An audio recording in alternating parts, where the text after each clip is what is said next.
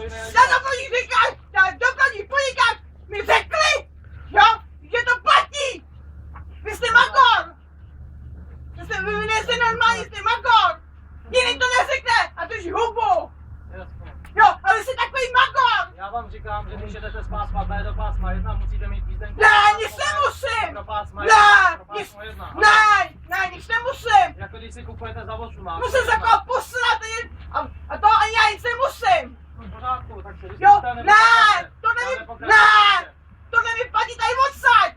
Paní, neplatí vám to, když se podíváte na jízdní řád, vidíte tam, že zpátkovodě jsou... Ne, vy jste magor. Ne, vy jste magor. Tak asi se mnou. No jistě, že jo. Jistě, že Dobrý, jo. tak se vystupte. Ne, vy jste magor. A proč se za mě dělat nebudete?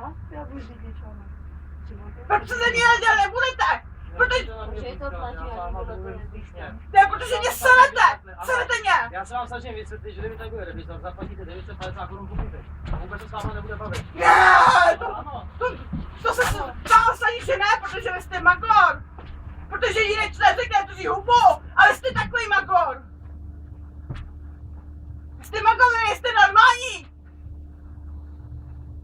To si vůbec myslíte?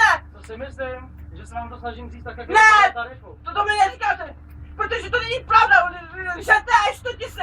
A myslíte si, že když si tady koupím kartu, že jo, že si se mu tady budete volat. To musíte nabít na obě pásma, paní. Já už vy se obvoříte, vy jste normální. Jo. No, vy jste magor, protože nejste normální, protože to platí. Tady odsaď až do Křenice. Vy nejste normální, vy jste magor. Znamená, přesvědčíte mě ven? A jak vy to dosvědčíte? Co vám mám dosvědčovat?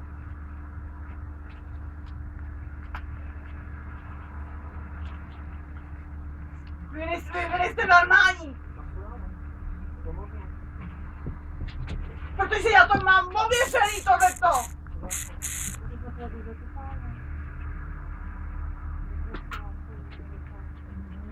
Já vím, paní, ale já když jsem chtěl revizovat, mě to stojí 6 000 korun, paní, je to začerná. Já na černo jezdím. To je lež.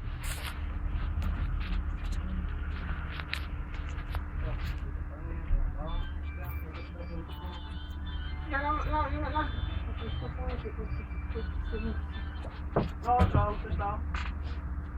Čau, Jirko, prosím, mám tady problém s jednou paní cestující, tady nám je líčí mi z pásma B do pásma 1, prostě přes Bukarskou na pásmo 1 a pořád tady nám je říkal, to se teď neví.